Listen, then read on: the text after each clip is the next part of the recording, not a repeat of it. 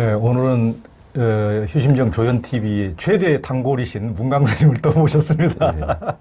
네, 우리 문강 스님은 이제 우리 휴심정 시청자들은 가장 익숙하신 분, 가장 초기부터 이렇게 이제 뵙던 분이고, 아마 불교계에서 가장 제가 알기로는 가장 진실하게 이제 공부하시고 그리고 아주 깨어있는 우리 스님 모시고 이렇게 같이 얘기를 들을 수가 있어서 저도 굉장히 우리 문광 스님 뵐 때는 마음이 설렙니다.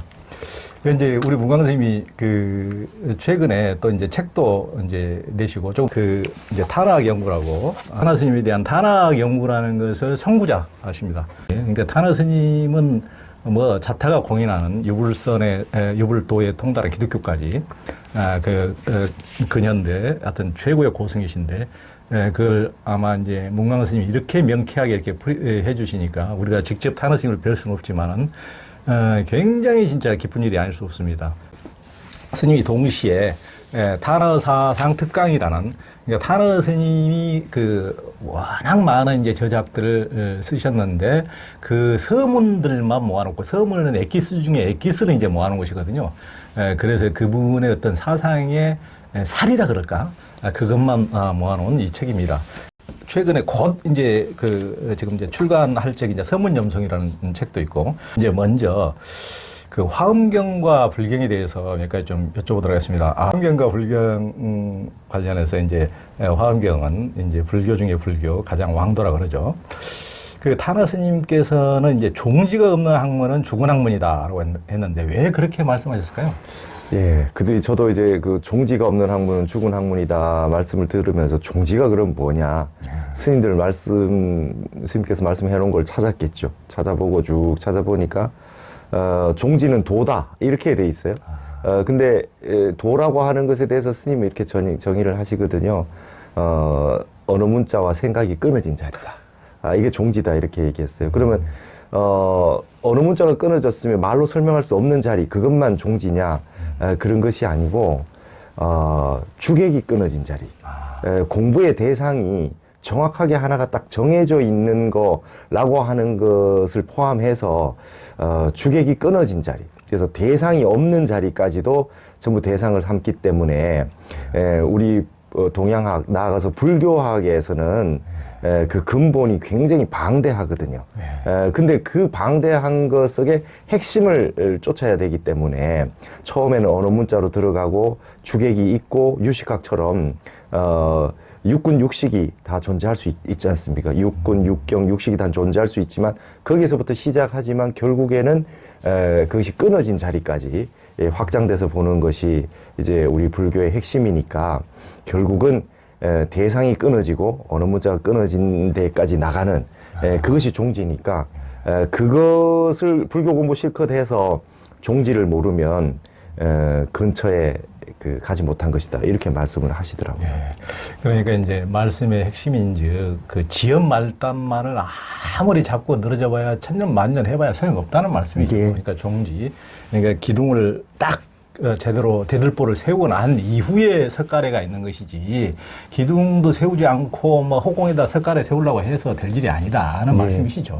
스님 경을 보시다가 번역을 하시거나 경을 보시다가 조금 문제가 있거나 사유를 해야 되는 상황이 있으면 딱 책을 덮으시고 참선하셨다 그래요. 그러니까 참선 딱 하셔가지고 마음을 비우고 근본 자리로 딱 무심 자리로 선정에 딱 드시고 난 다음에 딱 그 자리에서 이제 그 번역을 하시거나 저수를 하셨다 그래요. 그래서 항시 이 종지에서부터 이 유로 나오셨던 것 같아요. 새벽에 항상 일어나시면 참선부터 하신 다음에 이제 집필을 하셔서 오전에 그 선정력을 바탕으로 해서 싹 번역하시고 난 다음에 이제 점심때 이후부터 대중들도 만나고 강의도 하시고 이렇게 하셨다 하니까 항상 종지에서부터 스님의 모든 지금 남아있는 모든 그 지필들은 이루어졌다 이렇게 볼 수 있는 것 같아요. 그러니까요. 탄하 스님은 또 아침에 그 자시에 일어나시면 항상 먼저 참선을 하시고 시작하시고, 그러니까 우리가 탄하 스님이 유불도 기독교에 아주 통달하셨다 그래서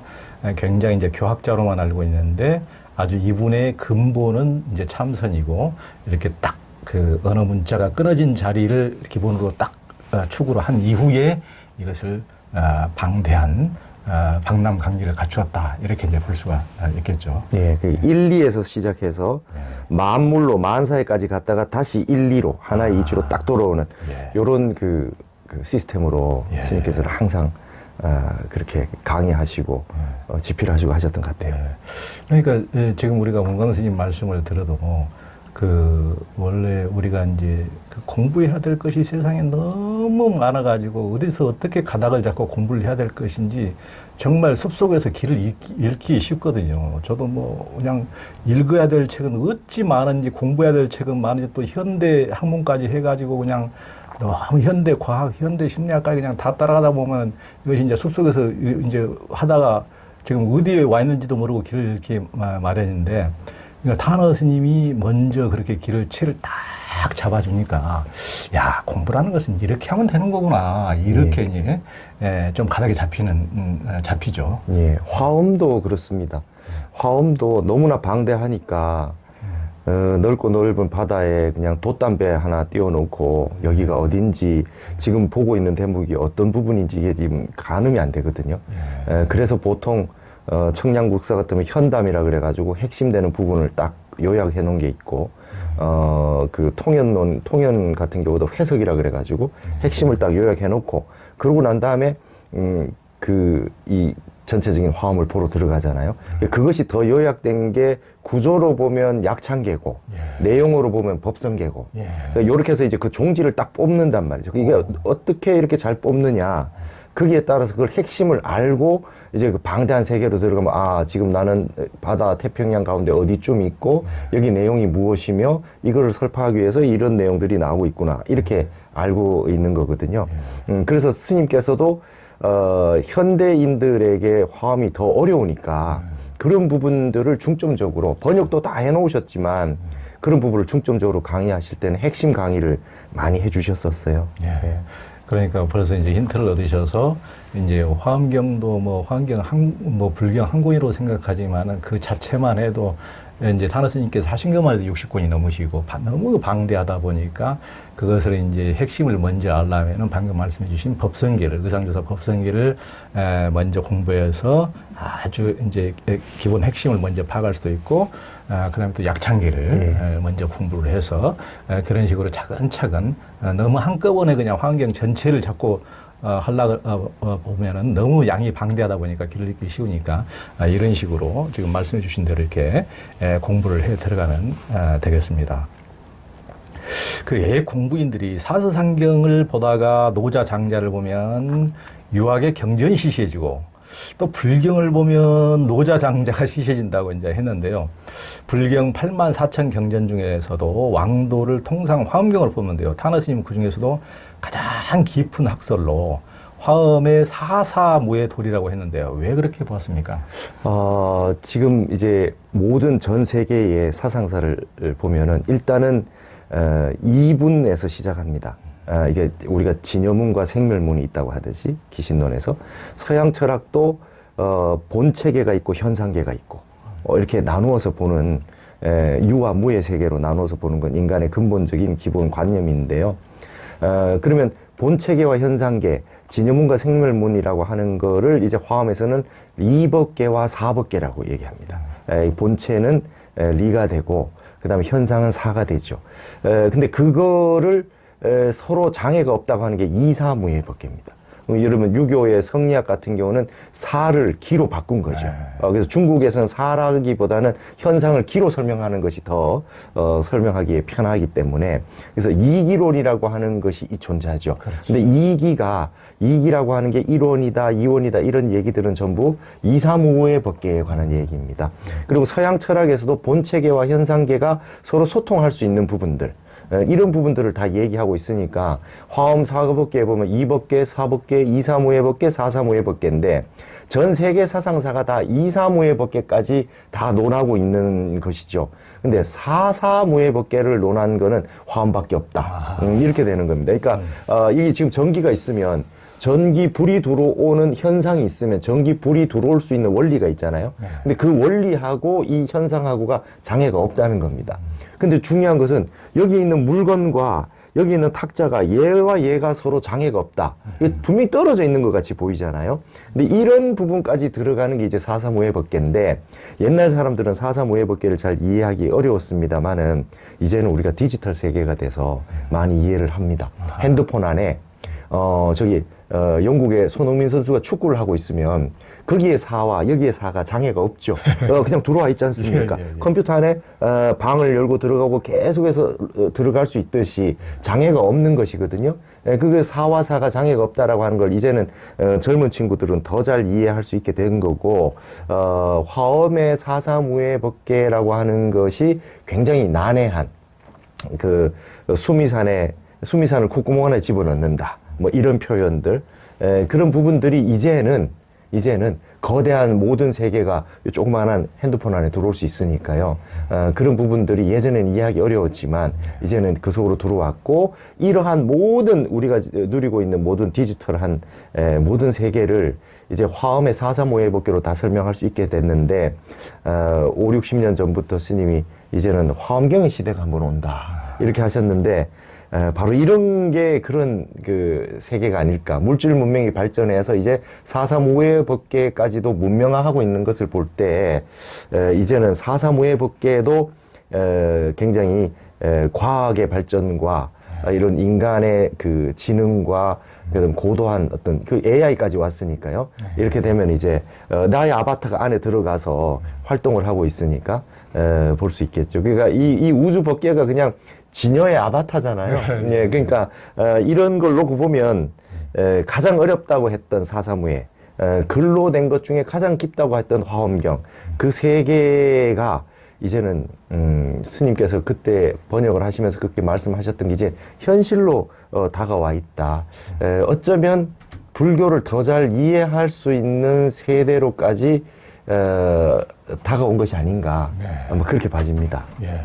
그러니까 옛날에는 우리가 이제 깨달음의 435의 법계를 얘기하고, 또 이제 부처님 당시부터 또 다나 스님도 이 세상 우주가 다 내 마음의 그림자고, 여기 망막을 통해서 여기 나타난 그림자고 해도 사람들이 그게 뭔 소린고 하고 이해가 못 갔는데, 좀 이제 거기 한 발짝 떨어져서 이 세상이 여기 핸드폰에 다 담겨 있다 하면 이제 이해가 쉽거든요. 아, 세상이 여기에 다 담겨 있네. 여기에 영국에서 축구하고 뭐 어디 다른 나라에서 전쟁 나고 뭐 온갖 세상에 뭐 우주여행하고 뭐 어떤 식물 곤충의 모습까지 여기에 다 담겨 있네 하면 이제 야, 이게 쉽게 이제 이해가 가는데, 그래서 여하튼 그 현대는 어떻게 보면 화엄학의 세계고, 또 이게 그 435의 법계가 우리가 전부 다 그것이 이제 예전에는 어떤 소수의 정신계, 극소수의 고수들만이 깨달은 세계였다면은 이제 온 인류가 그렇게 살아가고 있는 우리 기기로까지 이제 그것을 활용하고 또 그것을 또 앞서서 또 이해하고 하는 사람들이 또 메타버스의 세계까지, 야, 이 사람들이 이제 뭐 어떤 그런 세계를 이해 못하는 사람들은 뭐 그게 가짜인데 그게 말이 되는데, 우리 뭐 가짜에도 게임을 하면서 막 사람들이 또 스트레스도 해소하고 또 즐기고 진짜처럼, 그러니까 전쟁과 게임이 어떻게 보면 사실상 그 구분이 잘 없어지는 경제가 이제 같지 않습니까? 그 전쟁도 거의 뭐 전자오락처럼 그렇게 많이 해버리고, 물론 거기에서 오는 굉장히 이제 우려도 적지 않지만은 이게 정말 이 세상 현대과학이 발전하고 이렇게 문명이 진화하면서 진짜 화엄학의 세계, 435의 세계가 지금 우리 앞에 드러나 있고, 가면 갈수록 이제 대중들이 절감할 수 있는 이제 그런 세계가 왔으면 틀림없는 것 같습니다. 지금 보면 우리가 이제 이 435회 같은 거는 이제 컴퓨터 계통의 발전으로부터 이루어졌다고 볼 수 있는데, 사실 화엄의 형태로 현대 문명을 가만히 보면요, 화엄의 핵심은 이 광명이거든요. 이게 비로자나 법신 광명, 광명 변조라고 하는 건데, 이게 전기 전자의 발명이라고 하는 게 굉장히 큰 역할을 했습니다. 그러니까 그전에는 어두웠어요. 밤에는 어두운 세계였는데 전기전자가 발명을 함으로 인해서 이제 화엄의 광명이라고 하는 것이 이제 실제로 열린 거죠. 이것이 발전하면서 지금 컴퓨터와 이제 디지털 세계가 다 열린 거죠. 그래서 이런 부분들이 이제 말하자면 예전에는 너무 막연했던 광명설법, 부처님이 화엄에서 방광하시고 뭐 이런 내용들, 약사열의 부처님이 모든 중생을 다 제도하려고 12가지 대원을 세웠는데 중생을 제도하는 첫 번째 발언이 광명을 비춰준다는 거예요. 중생을 고통을 낫게 해주는 그 첫 번째 원력이 광명을 비추어준다는 거예요. 그러니까 그건 이제 몸에뿐만 아니라 정신적인 깨달음의 어떤 광명이 왔을 때, 마음의 변화가 왔을 때 모든 질병이 해소된다. 그다음 모든 그 지혜가 거기서 또 발산된다라고 하는 그것이 전기, 전자, 그다음에 컴퓨터, 핸드폰 이렇게 오면서 이제 화엄의 세계가 활짝 열려버린 것 같아요. 예. 그러니까 우리가 현대 과학이 없는 세계가 뜬금없이 열리는 것이 아니고 이미 부처님이 예전에 설하신 뭐 천상계라든가 이런 세계는 거의 뭐 직접 접하지 않고도 먹지 않고도 그 뭐 이렇게 지금 메타버스 세계처럼 다 그걸 이미 설명해 놓은 천상세계가 이미 지금 앞으로 메타버스 세계가 천상세계 아닙니까? 그러니까 뭐 직접 뭔가를 하지 않아도 전부 다 사람들이 거기에서 뭐 살아가는 모습, 그것이 이제 천상계인데 그 천상계는 직접 사람들이 뭐 부부간에 이렇게 관계를 갖지 않고도 애도 낳고 음식을 먹지 않고도 배가 부르고 하여튼 모든 것이 지금 메타버스 세계처럼 이루어지는 것인데 그런 것들이 다 이미 그때 당시 없는 세계가 이루어진 것이 이미 먼저 본 세계가 점차 우리가 문명이 발전하면서 현실에 드러난다. 이제 그런 것을 알게 되고 방금 이제 우리 문광 스님께서 말씀하신 전기의 발명 같은 경우도 그러니까 우리가 뭐 이제 부처님이라든가 큰 스님께서 먼저 이렇게 깊이 이제 선정에 들고 공부가 깊어지면 이제 칠통이 타파된다. 어둠이 물러난다. 그러면 이게 한밤중에 어둠이 물러간다는 게 뭔 소릴까? 이렇게 하지만은 우리 내면에서 어둠이 물러가고 진짜 빛이 환해지는 것처럼 이게 이제 진짜 현실 세계에서도 뒤늦게 그것을 현실에서 이제 이해 차원을 기해 차원으로 지금 이제 이해 차원을 또 사회 차원으로 지금 현실에서 지금 드러나고 보여주는 게 이제 전기의 발명이고 지금 이제 메타버스라든가 그 컴퓨터라든가 모든 핸드폰, 스마트폰이라든가 이제 나아가서 이제 메타버스까지 그런 세계가 점차 사회 세계가 이제 이해 세계가 점차 사회 세계로 이렇게 드러나는 것 같습니다. 네, 그 무에 그걸 지금의 문명으로 가장 적합하게 얘기하면 메타가 될 겁니다. 메타. 메타. 그게 이제 모든 장애를 다 극복하고 그렇죠. 되는 게 이제 그게 현대적으로 얘기하자면 그냥 메타 이렇게 얘기해버리면 가장 이해하기 쉬운 것 같아요. 예, 그렇습니다. 그 타너 스님이 화엄경을 우리 민족의 고전으로 삼았으면 한다고 하셨는데요. 왜 그런 말씀을 하셨을까요? 예, 스님께서 이러시더라고요. 화엄에는 많은 품들이 있는데 그 품들이 그냥 요 단계로 그냥 여기 있는 거는 낮은 단계고 이 품은 여기 있는 단계는 높은 단계가 아니다 그러셨어요. 근데 그 내용을 보면 심플하고 조금 복잡하고 그다음에 아주 다층적이고 막 이런 층차들이 좀 있어요.